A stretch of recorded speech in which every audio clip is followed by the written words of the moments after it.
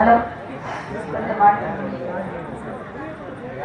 அறிவும் புருவமாகி நனதையை பிரபாய் ஒன்றாகி பிரம்மமாய் நின்ற ஜோதி பிளம்பதோடு மேடியாது கருணைக்குள் முகங்கள் ஆறு கரங்கள் 12 ஒன்று ஒரு திருமணம் தான் குதித்ததன் உலகம் ஈசனின் நெற்றிக்கையில் தோன்றிய சிவசுப்பிரமணியத்தை எனது விளக்கடவிழாகவும் என் தெய்வமாகவும் நெய்தெறிந்த புறமுறையை பழகி தொடங்குகின்ற கந்தாகரமாக நிறுவிட குல தெய்வமான முருகக்கடவுளை தொழுது காரியத்திற்கு செல்வோம்னா எல்லாவித காரியங்களுமே தங்குதல் என்று விக்கடப்படாமல் முருகப்பெருமான் வெற்றியை பேசுவார் அப்படின்ற காரணத்தினால் முருகனை தங்களை கடவுளை காத்தியலை தொழுது என்னுடைய பணியை நான் தொடங்குகின்றேன் வேலைக்கு கொடுத்தவன் வினைகளை இறச்சி விடுவானாலே முருகப்பெருமானை தொழுது பள்ளிக்கு குல தெய்வமும் இஷ்ட தெய்வமான முருகக்கடவுளை தொழுது செயலுக்கு செய்தோமானால் எல்லாவித காரியங்களுமே வெற்றியாக அமையும் அப்படின்றதுனால எந்த ஒரு செயலையும் தொடங்குவதற்கு முன்னாடி குல தெய்வ வழிபாடு என்பது முக்கியம். இங்கு வழியாக நடத்தி கொண்டிருக்கின்ற அருமையாக்க கள்ளிக்குடியை சேர்ந்த மல்லிகாதேவி அவர்களுக்கு மாலை அணிவித்து பொன்னாடை பொத்தி கௌரவப்படுத்தப்படுகிறது.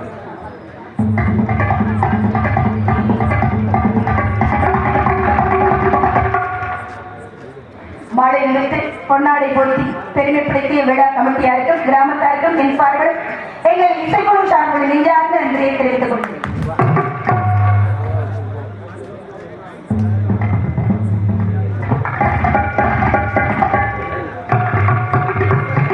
இந்த ஆடை என்பதை எதுக்கு போர்த்தி விடுறாங்க தெரியுமா?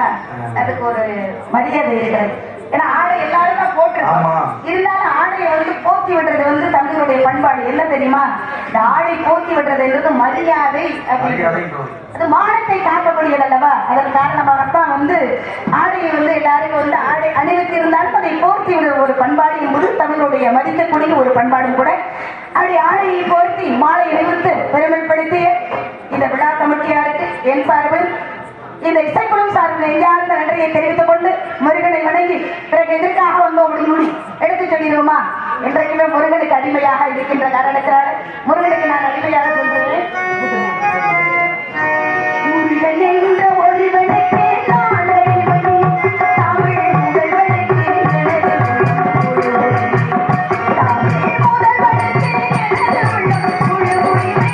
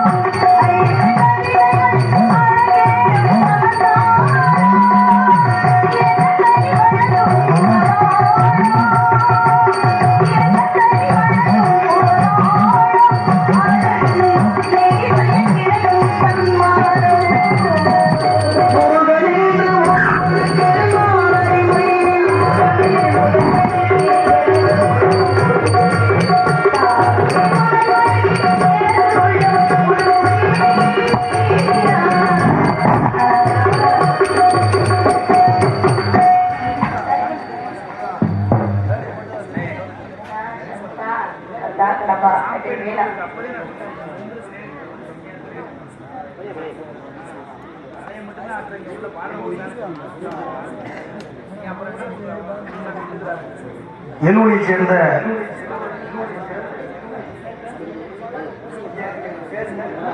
முனிசாமி, எல்லூரைச் சேர்ந்த முனிசாமி ஐயா அவர்கள் என்னை பாராட்டி 100 நடத்தி கொடுத்தால் நன்றி நன்றி.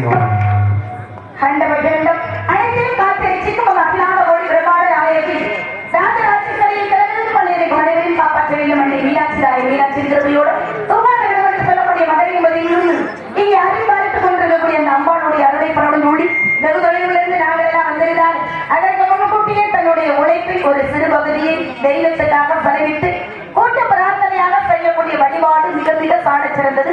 தனிமையா போய் வந்து சாமியை நம்ம குடும்பத்தோட கும்பிடுறதை காட்டில ஒட்டுமொத்த மக்கள் எல்லாம் இந்த ஊர் பொதுமக்கள் எல்லாம் சுத்தபத்தமாக இருந்து இறைவனை வந்து கூட்டு வழிபாடு செய்கிறது 1000 கோடி மடங்கு வந்து புண்ணியத்தை தேடித்தரும் அப்படின்ற காரணத்தால் வருடத்தின் ஒரு நாளான இந்த திருநாளில் விழாக்கள் நடக்கக்கூடிய இந்த விழாவில் சிறப்பிக்கணும் அப்படின்னு சொல்லி அம்மன் வந்திருக்க முடியல அப்படின்ற காரணத்தில் எதுக்காக வந்து ஏன் வந்தேன் அப்படின்னு சொல்லி பொறுமை கடலிலும் பெரியது அப்படின்னு இருக்காங்க. பொறுமை கடலிலும் பெரியதா இருந்தால் பொறுத்தார் பூஜை ஆழ்வார் பொறுமையிலும் நகையிலிருந்து புகழ்ந்துடுவேன் அப்பையும் முதுமொழி கிடந்து பொறுமையோட வசந்தத்துல நம்ம எதுக்காக வந்தாலும் கொஞ்சம் காத்திருப்போம். அப்புறம் பிறகு சொல்லுவோம் காவல் என்பது சிறப்புல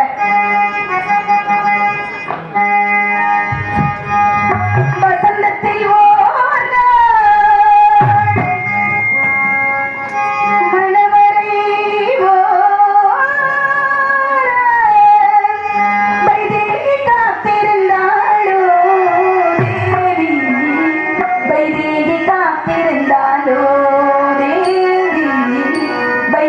காத்திருந்தாலோ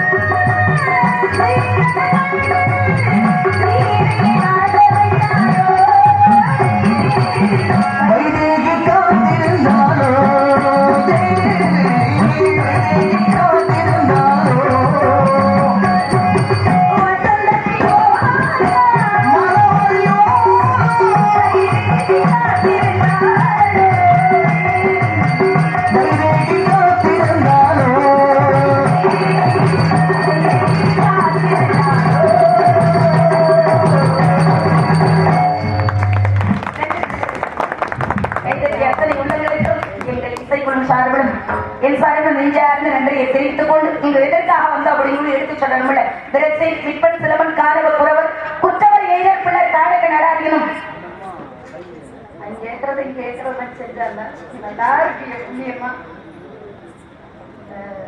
வெளியில கேட்கறதுக்காட்டி எங்களுக்கு கேட்டா ரொம்ப கொஞ்சம் ஏன்னா போறோம் மேலே கொஞ்சம் பார்த்துறீங்க அப்படின்னு காரணத்தால இந்த இடத்துல வந்து காவல் பணி செய்வதற்காக வந்திருக்கேன். காவல் எப்படியெல்லாம் செய்யணும் அப்படின்னா ஈன்ற பொழுதில் பெருந்துவக்கும் தன் மகனை சான்றோம் என கேட்ட தாய் நாட்டிலே தமிழ் மண்ணில தமிழச்சியாக தமிழ் கடவுளை வழங்கக்கூடியதான் இந்த இடத்திற்கு காவலுக்கு எதுக்கு வந்திருக்கேன் அப்படின்னா காவல் என்பது பல விதமாக இருக்கு. காவல், காத்தல், பாதுகாவல் இப்படி 3 வித காவல்கள்ல திணைக்கு விளைவதாக திணை என்று சொல்லக்கூடிய ஒழுக்கத்தையும் நம்ம தானியத்தில் ஒரு வகை தானியத்தையும் பாதுகாக்கணும் அப்படின்னு வந்துட்டாலும் இந்த இடத்துல வந்து எனக்கு எந்த ஒரு குழந்தையும் கோவியின் ஜனனம் எடுத்து விட்டால் தாயினுடைய சொல்லையும் தந்தையினுடைய சொல்வழி கேட்டோம்னா நிச்சயம் எதிர்காலம் என்பது சிறப்பாக அமையும். என்னை பொறுத்தளவுல வந்து தாயின் சொல்லும் தந்தையினுடைய சொல்லும் மந்திரமாக மதித்து சொல்லணும்னா நிச்சயமாக எதிர்காலம் சிறப்பாக அமையும். ஏன் சொல்றேன் தெரியுமா? இந்த உலகத்துல எந்த மூலையில் இருக்கக்கூடிய அப்பா அம்மா தன் பிள்ளை கெட்டு போகணும்னு நினைப்பாங்களா? ஒரு நாள் நினைக்க மாட்டாங்க. தன் பிள்ளையை எத்தனை தவறுகள் செய்தாலும் கொலையே செஞ்சுட்டு வந்தாலும் என் பிள்ளைக்கு எந்தவித சோதனைகளும் கஷ்டங்களும் வேதனைகள் வரக்கூடாது, நான் பட்ட கஷ்டங்கள் என்னோட போகட்டும் இறைவா, என் பிள்ளைகள் நல்லா இருக்கணும் அப்படின்னு சொல்லிதான் எந்த ஒரு தாயும் நினைப்பான். ஏன்னா 10 மாதம் சுமந்து வழியை மறந்து ஒரு நாளிகையில் வழியை மறந்துடுவாங்க. அந்த குழந்தையை பெற்றெடுக்கின்ற பொழுது எவ்வளவு வழி வருகின்றதோ குழந்தையினுடைய முகத்தை பார்த்தது அந்த முகத்தை பார்த்து 1000 கோடி வந்து சந்தோஷம் அடையக்கூடிய ஒரு ஜீவன் பெற்ற தாய் தான். அதற்காக எப்ப பெருமிதம் கொள்வாள் அப்படின்னா கல்வியை கூட விலை கொடுத்து வாங்கிடலாம், ஆனா ஒழுக்கத்தை வாங்க முடியுமா? மானம் போயிருச்சுன்னா உயிர் போனதுக்கு சமம். இந்த மானம் கெட்ட குழப்பம் எதுக்கு அப்படிங்கிறாங்கல்ல, இந்த மானம் என்பது உயிரை காட்டிலும் பெரியது. அப்ப தன் பிள்ளை ஒழுக்கமானவன், சிறந்தவன், சான்றோன் அப்படின்னு மற்றவர்கள் சொல்கிறதை கேட்டு களங்கமில்லாத அன்பு கொள்ளக்கூடிய ஒரே ஜீவன் யாருன்னா பெற்ற அப்பா அம்மா மட்டும்தான், வேற யாருமே கிடையாது. அவங்களுடைய மனசு கோணாமல் நடந்துகிட்டோமானால் நிச்சயம் எதிர்காலம் சிறப்பாக அமையும். நானும் அவங்க சொல்படி கேட்டு இந்த இடத்துல வந்து காவல் பணியை செய்யணும் அப்படின்னு வந்திருக்கேன். காவல் எப்படி எல்லாம் சிறப்பாக செய்யலாம் அப்படின்னா அந்த சிறுநதிக்கார ஒருத்தர் சிறப்பான காவல் பண்ணிக்கோங்க. திருநதிக்கரை ஓரம்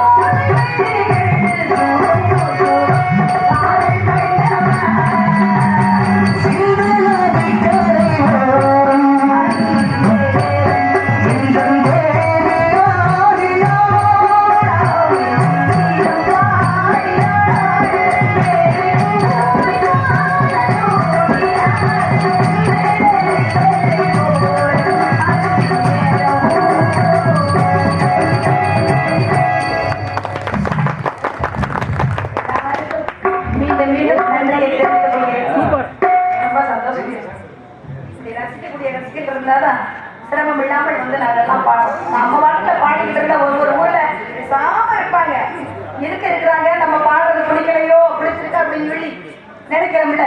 இன்னைக்கு அற்புதமா வந்து ரசிக்கிறீங்க. நம்ம பகுதி அப்படின்னாலே வந்து எல்லாத்தையும் பாட்டுல இருந்து பேச்சுல இருந்து நடிப்புல இருந்து அத்தனையும் ரசிக்கக்கூடிய பகுதி அப்படின்னா நம்ம பகுதி தானே. இந்த இடத்துக்கு அப்படியெல்லாம் வந்திருக்கான். என்ன பண்றது, உங்களோட சேர்ந்து நம்ம எல்லாம் போனாலே நல்லா இருக்கு. பக்க மேடங்களே மறுவிதமா எனக்கு உறுதுணையா இருக்கிறீங்க. இல்லைன்னா ஒண்ணும் பண்ண முடியாது. நான் ஒரு காட்டுக்குள்ள போய் நிற்பேன், நீங்க ஒரு காட்டுக்குள்ள தண்ணி முடியாது. ஆமா, என்ன பண்றது, ஏன்னா இருந்தாலும் 5 வருடம் ஒரே மாதிரி இருந்தா அள்ளி சாப்பிட முடியாதுன்னு அதுலயும் வந்து நம்ம சமாளிச்சு வரணும். அழைப்பாய விடாமல் என்னைக்குமே வந்து ஒரு நிலையோடு இருந்து என்னுடைய தன்னிலை மாறாத பெண்ணிலையாக இருந்து காவல் பணியை செய்து வெற்றிகரமாக காலையில வந்து அறுவடை முடித்து வீடு போகணும் அப்படின்னு நான் நினைச்சிருக்கேன். என் மனசுல ஆசை எப்படி இருக்குன்னு எடுத்து சொன்னாலும் சொன்னேன். ஆசை அதிகம் வச்சு மனசை அடக்கி வைக்கலாமா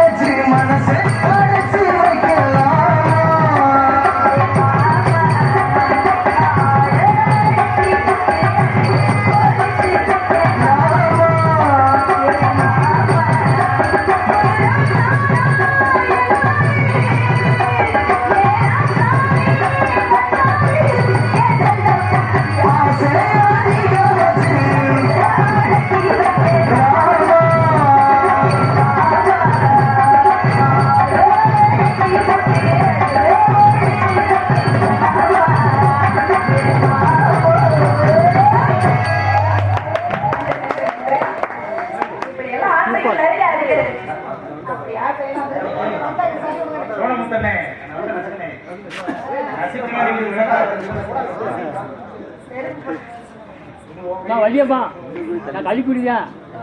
கழிக்குடி வேலை பார்க்க வந்திருக்கேன். ரொம்ப சந்தோஷம்.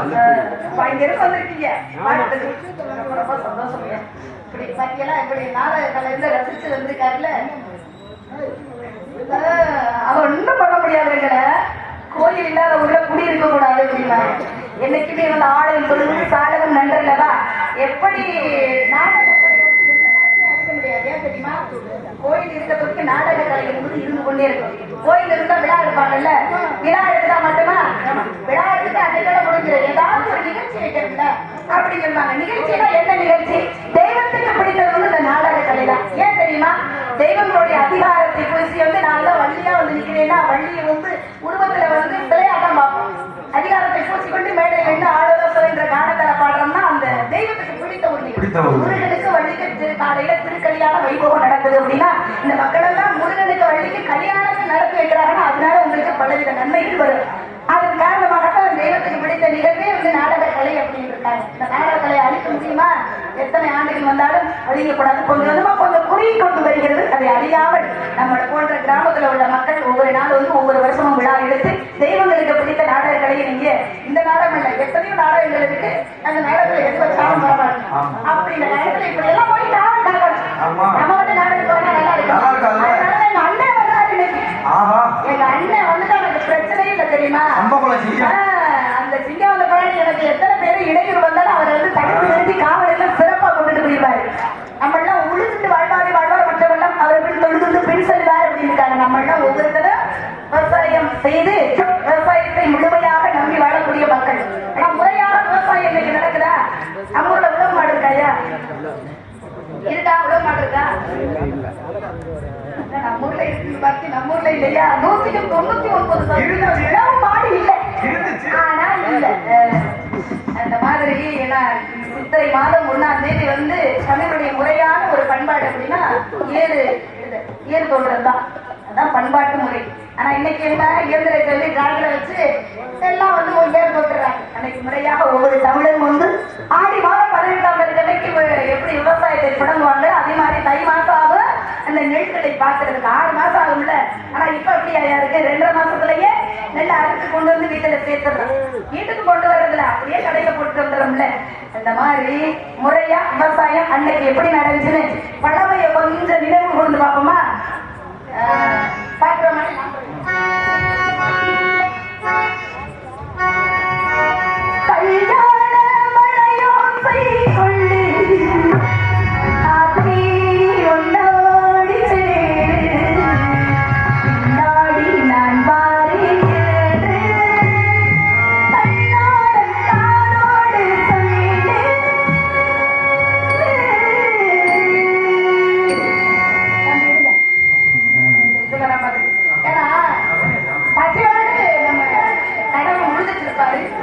சாப்பாடு கொண்டு இப்ப வந்து கைபேசி செல்லுங்க. ஏங்க இந்த இடத்துல நான் வர்றேன் கவலைப்படாம நில்லுங்க.